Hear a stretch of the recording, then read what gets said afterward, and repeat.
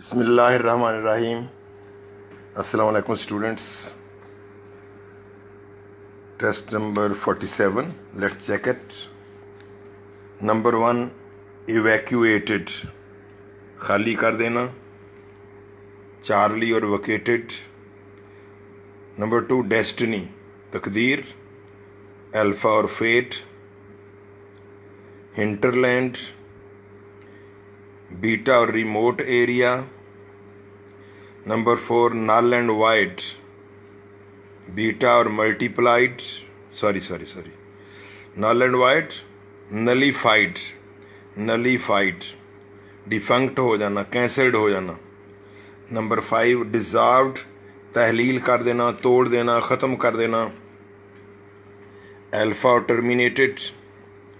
Massacre bloodshed को कत्लो गारत को कहते हैं, वसी पैमाने पर कत्लो गारत. बीटा और कार्निज. रेजिंग फायर्स के लिए आया था. स्टॉर्मी, बीटा और स्टॉर्मी. फॉर्मेशन, आर्म्ड फॉर्मेशन याद होगा.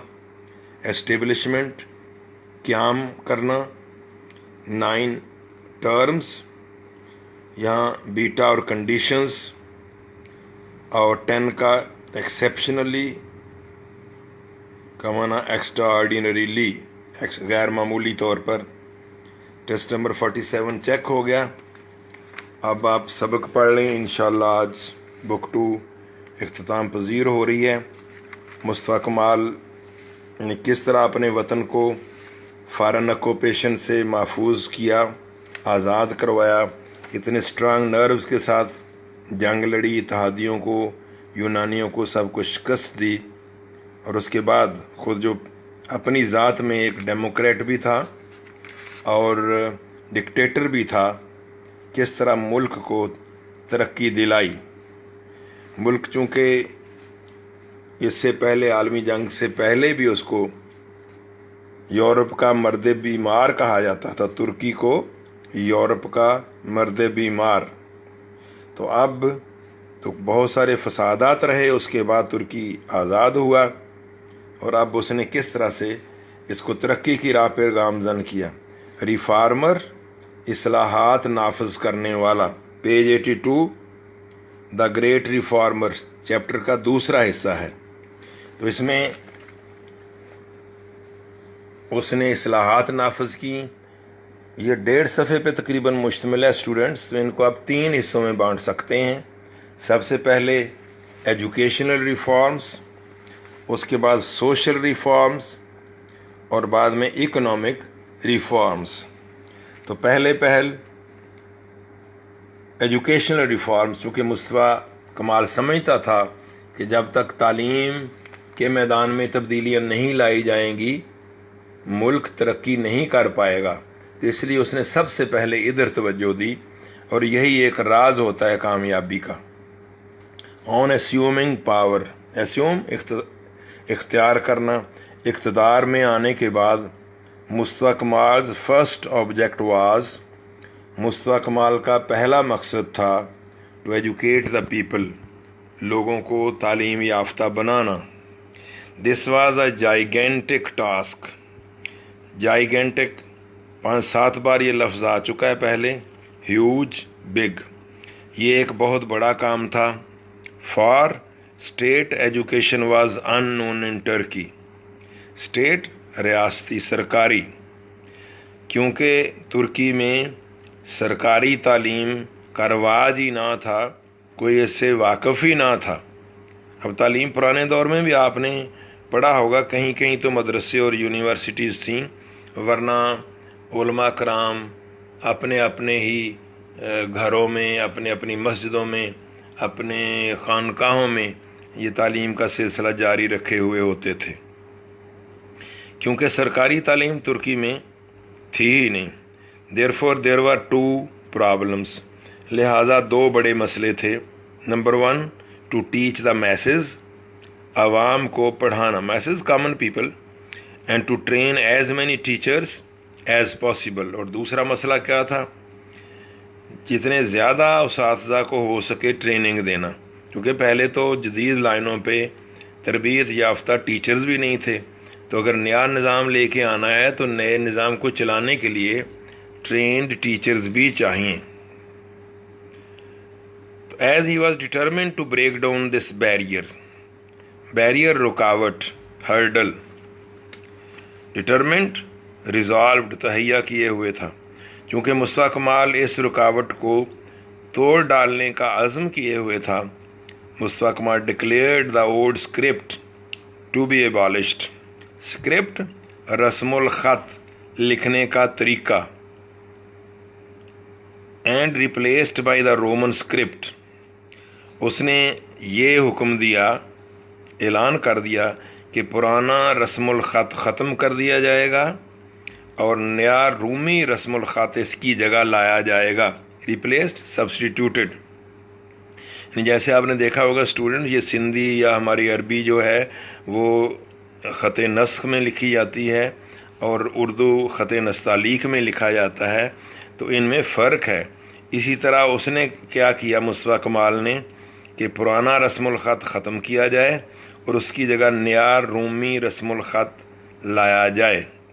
دیر اپان دیٹ، اس پر ہی set out on a series of tours. Set out روانہ ہونا، اس نے ایک سلسلہ دوروں کا شروع کیا.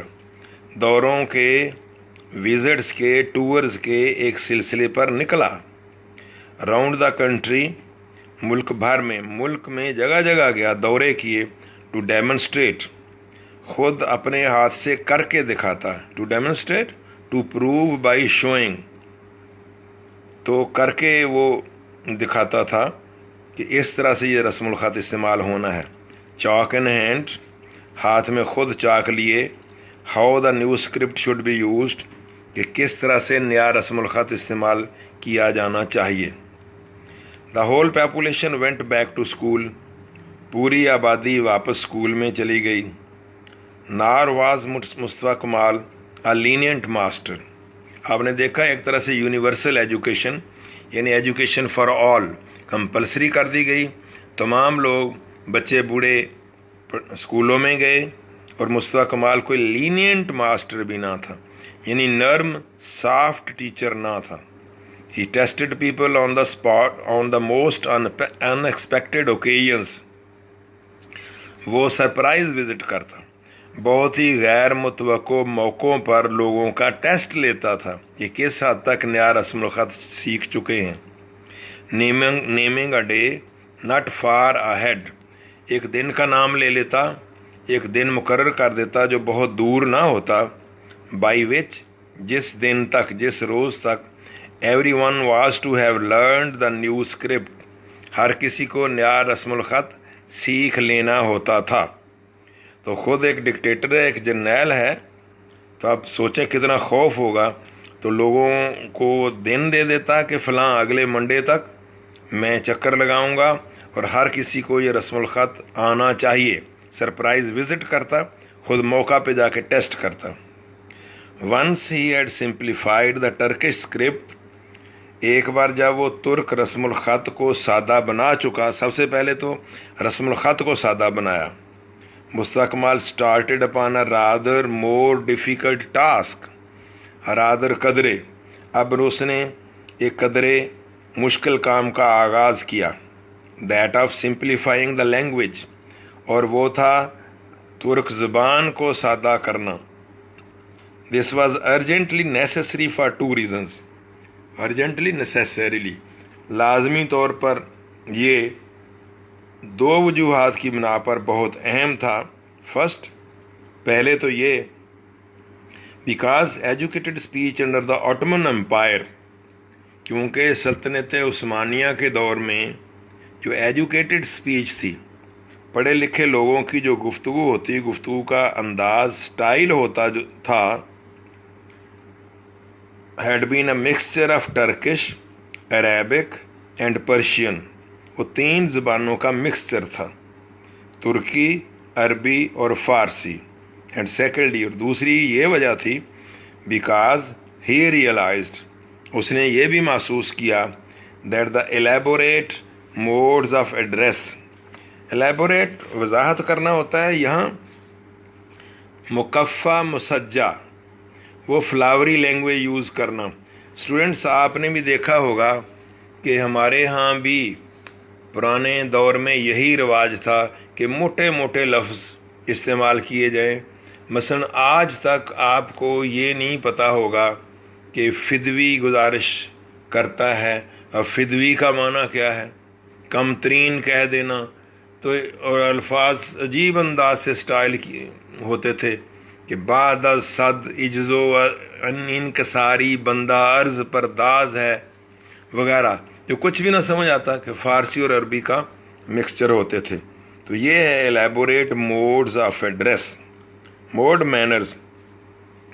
उसने महसूस किया कि जो मुकफ़ा मुसज्जा तरीक़ा हाय ख़िताब हैं एंड फ्लावरी फ्रेजेस, और वो फूलों वाले जो अल्फाज हैं, were out of place in the modern world, जदीद दौर में उनकी कोई जगह नहीं। अकॉर्डिंगली, इसके मुताबिक, ही setup a committee, setup establish, उसने एक कमेटी कायम की for the purification of the language by substituting genuine Turkish words for those of Arabic and Persian origin।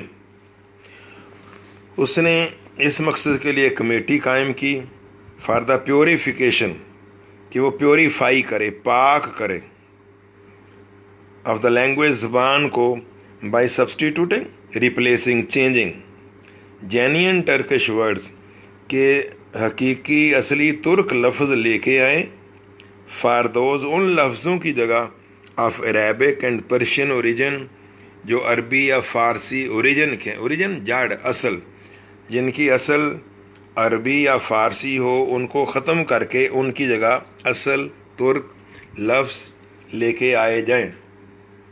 Students, ये जहाँ तक ज़बान का ताल्लुक़ है, इसकी बड़ी अहमियत है। अब मैंने सुना है कि हमारे पाकिस्तान में भी प्राइमरी लेवल तक उस ज़बान में तालीम देने की इजाज़त होगी जो बच्चा समझ पाए, यानी लोकल लैंग्वेजेस में।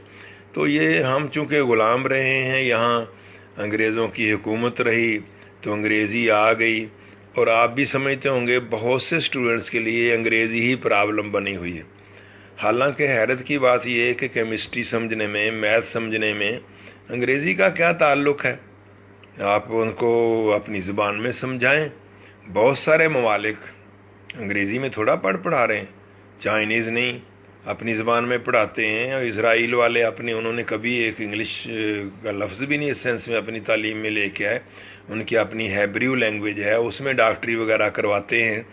तो इंग्लिश को उरूज तो बस पिछले कुछ हाफ सेंचुरी से इसलिए आया है कि चूँकि काम ज़्यादातर अमेरिका और बरतानिया में हुआ, तो साइंटिफिक रिसर्च वहाँ हुई, तो उनकी ज़बानें अंग्रेज़ी हैं, इसलिए अंग्रेज़ी फैली है। तो ज़बान की बड़ी अहमियत होती। जो कौम अपनी ज़बान नहीं इस्तेमाल कर सकती, उसने क्या तरक्की करनी है। तो मुस्तफ़ा कमाल ने भी यही काम किया कि अरबी फ़ारसी के लफ्ज़ों को ख़त्म करके उनकी जगह असल तुर्क लफ्ज़ लाए जाएं। अच्छा जी, अब ये एजुकेशनल रिफॉर्म्स हो गई। अब आइए सोशल रिफॉर्म्स की तरफ। इनमें से कुछ के साथ आप शायद एग्री ना करें, क्योंकि वो एक सेकुलर शख्स था, यानी मज़हब को इतनी अहमियत नहीं देता था। इसलिए ज़रा देखिए, उसने कोई ऐसी तब्दीलियाँ भी की हैं जो रिजिड मजहबी लोगों को ज़्यादा पसंद नहीं होंगी। In the new world created by him, वो नई दुनिया जो उसने तख्लीक की थी, पैदा की थी, there was no need for the old titles and नोबिलिटीज़। तो पुराने अलकाबात, टाइटल्स, अलकाबात और नोबिलिटीज़, इज़्ज़त के मेआरात। तो पुराने जैसे जी मलक साहब, सरदार साहब, ख़ान साहब, चौधरी साहब, फ़लाँ फ़लाँ, ये हैं टाइटल्स और नोबिलिटीज़। तो जो दुनिया उसने तख्लीक की थी, उनमें, उस दुनिया में पुराने अलकाबात और पुराने इज़्ज़त के जो मेआरात थे, इनकी कोई ज़रूरत नहीं थी। विच मेंट nothing to the new nobility of effort. उसने एक न्यू नोबिलिटी दी कि नोबल होने का एक जो मेयार है वो है एफर्ट, जो कोशिश करता है। اور آپ کو پتہ نا ایک حدیث پاک بھی ہے رسول پاک صلی اللہ علیہ وسلم کی، القاسب و حبیب اللہ، کہ جو محنت کرتا ہے وہ اللہ کو پیارا ہے۔ تو اس نے مصطفیٰ کمال نے کہا کہ ایک ہی عزت کا معیار ہے اور وہ ہے ایفرٹ کا، جو محنتی ہوگا اس کی عزت کی جائے گی۔ دا ورڈ پاشا واز اوبالشڈ، لفظ پاشا ختم کیا گیا۔ ایوری مین بیکیم بے، ہر مرد بے بن گیا۔ ہدر ٹو، جو آج تک بھی، hitherto up till now, hitherto a title of some honour, آج تک بھی وہ عزت کا کوئی لفظ ہے، ٹائٹل لقب ہے۔ وومن بیکیم بین، اور ہر عورت بین بن گئی، مرد بے بن گئے اور عورتیں بین بن گئیں۔ No less revolutionary was the abolition in 1925 of the national head dress called the fez, ایک اور اس نے بڑی انقلابی تبدیلی کی 1925 میں، جو ترک لوگ ترکی ٹوپی پہنا کرتے تھے اس کو ختم کیا، اس کی جگہ اس نے کہا کہ وہ انگلش ہیٹ پہنا جائے۔ ریولوشنری ریڈیکل، انقلابی، ابولیشن ختم کرنا، اینڈ، ہیڈ ڈریس سر کا لباس، کارڈ دا فیز جس کو فیز کہا جاتا تھا۔ تو 1925 میں قومی ہیڈ ڈریس جس کو فیز کہا جاتا تھا اس کا خاتمہ بھی کوئی کچھ کم انقلابی قدم نہ تھا۔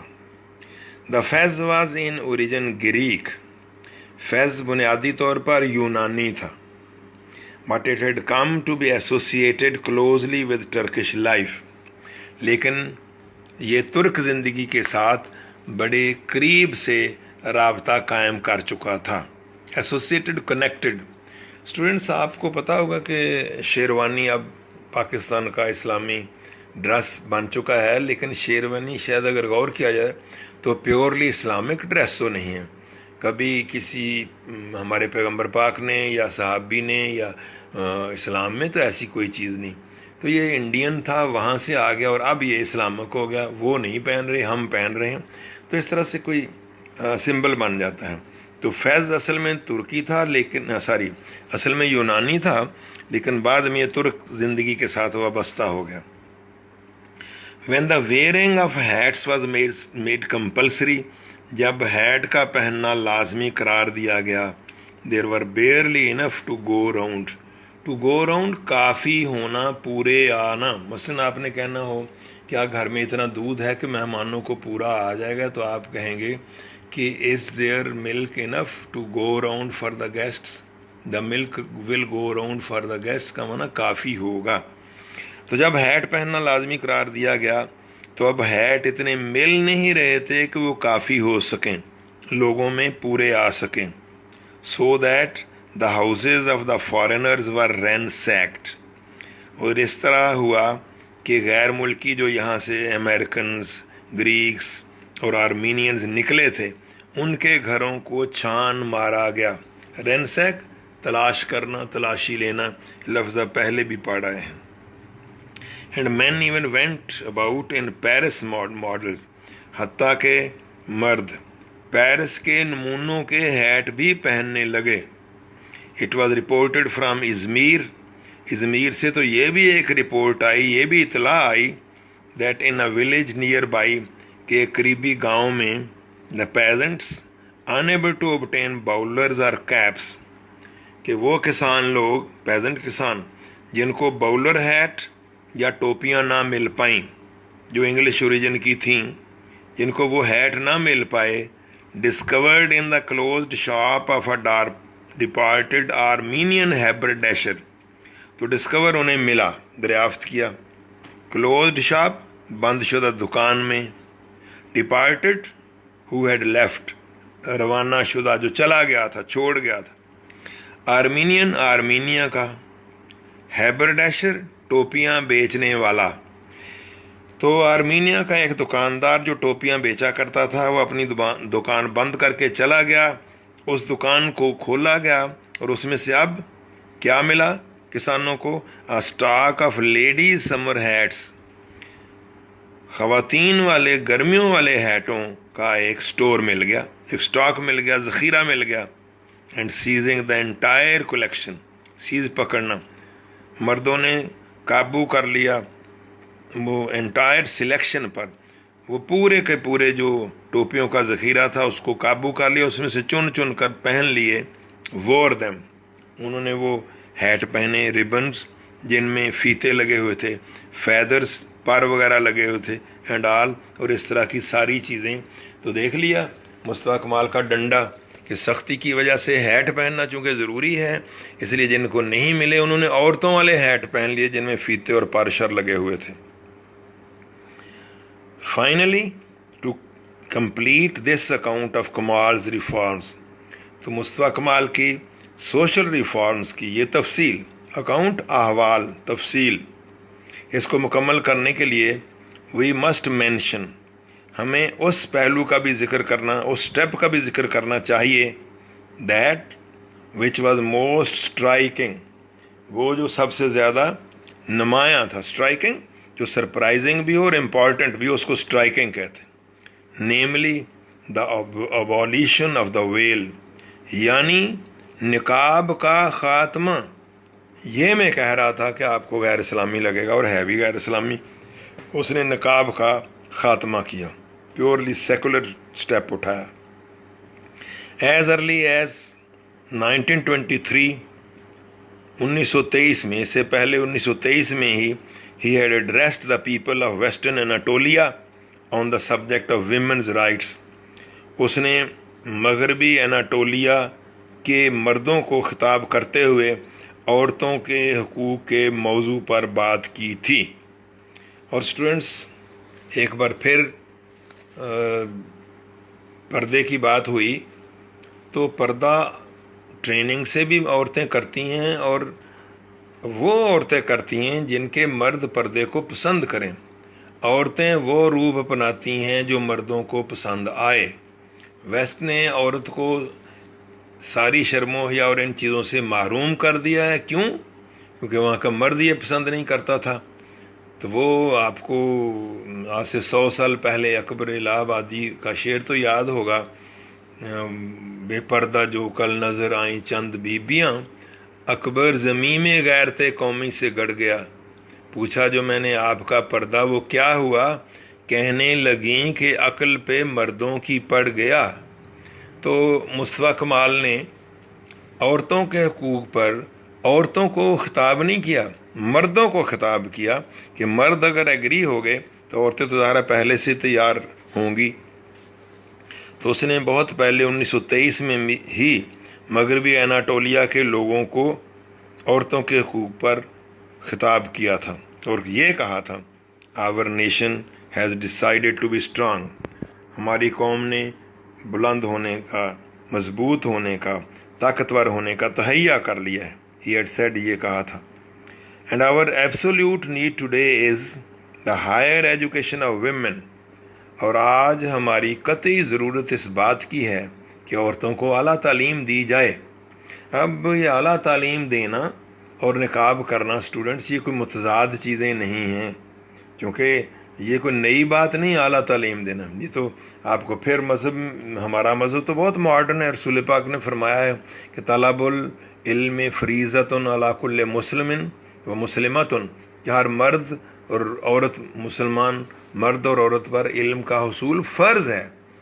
لیکن اس کا یہ مطلب نہیں کہ نقاب کی چھٹی کروا دی جائے. بہرحال مصطفیٰ کمال کی اپنی سوچ تھی. تو اس نے کہا کہ ہماری عورتوں کو اعلیٰ تعلیم دینے کی قطعی ضرورت ہے. And they shall be instructed in every field of science, انہیں سائنس کے ہر میدان میں تعلیم دی جائے گی.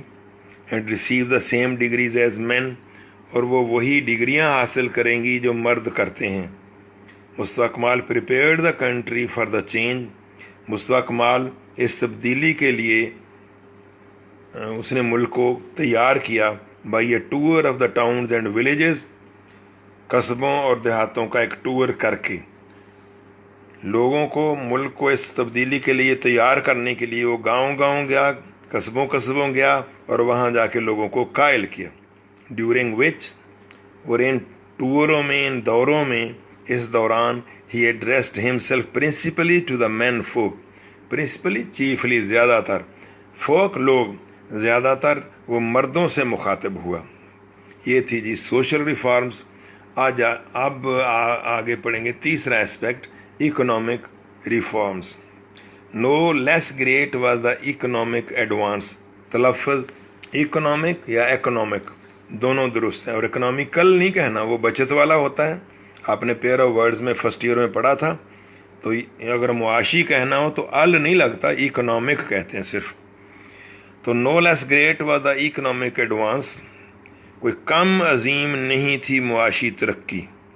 ان 1999 یہ اب کمپیئر کیا جا رہا ہے 1919 میں، there was only one railway in Turkey, ترکی میں صرف ایک ریلوے لائن تھی، and judged by the modern standards, اور اگر جدید معیار سے جج کیا جائے، پرکھا جائے تو نو روڈز ایٹ آل، تو سمجھیں کوئی سڑک بھی نہیں تھی۔ Mustafa Kemal inaugurated great development and construction schemes, inaugurate افتتاح کرنا، شروع کرنا، اسٹارٹڈ، ڈیولپمنٹ ترقیاتی، کنسٹرکشن تعمیراتی، اسکیمز منصوبے۔ مصطفیٰ کمال نے بہت بڑے بڑے ترقیاتی اور تعمیراتی منصوبوں کا آغاز کیا، both for railways and motor roads, railway کے لیے اور موٹر والی سڑکوں کے لیے۔ In 1919 there were 150 factories in Turkey, 1919 میں ترکی میں صرف 150 کارخانے تھے۔ ان 1933 اور آگے دیکھیں صرف 13 سال میں، حالانکہ 13-14 نہیں کہنی چاہیے، 5-6 سال تو جنگ کی کیفیت رہی ہے، تو سمجھیں کہ ایک عشرے میں کہہ لیجئے۔ تو 1933 میں 2000 یہ تعداد 150 سے بڑھ کر 2000 ہو چکی تھی۔ While the Turkish 5 year plan, جبکہ ترک 5 سالہ منصوبہ انوگریٹڈ ان 1934، جس کا افتتاح، جس کی اوپننگ 1934 میں کی گئی تھی، encouraged heavy industry still further, اس نے بھاری صنعت کاری کی مزید حوصلہ افزائی کی، کہ بھاری صنعتوں کی بھی حوصلہ افزائی کی گئی۔ یہ 1934 کے بعد اس کام کا آغاز کیا گیا۔ The banking system was organised, بینکوں کے نظام کو اور زیادہ منظم کیا گیا۔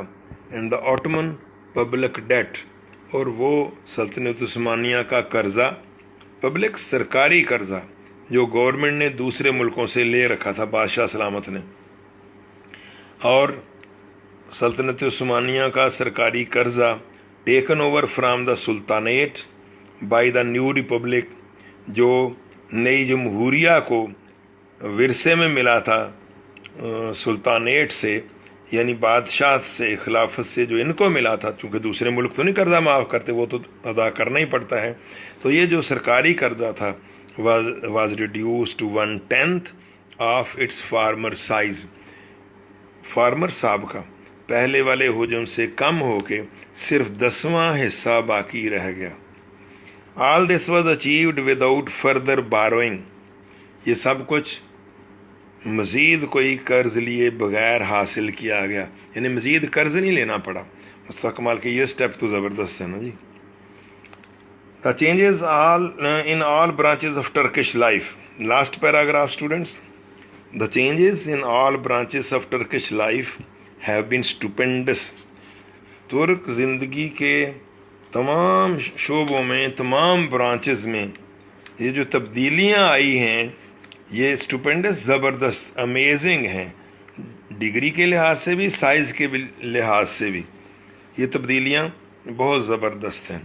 It would be no exaggeration to سے، ایگزیجریشن مبالغہ، اوور اسٹیٹمنٹ، یہ کہنا مبالغہ آرائی نہیں ہوگا، that at the time that Mustafa Kemal set to work, کہ جب مصطفیٰ کمال نے کام کا آغاز کیا، the mental and political development of the masses in Turkey,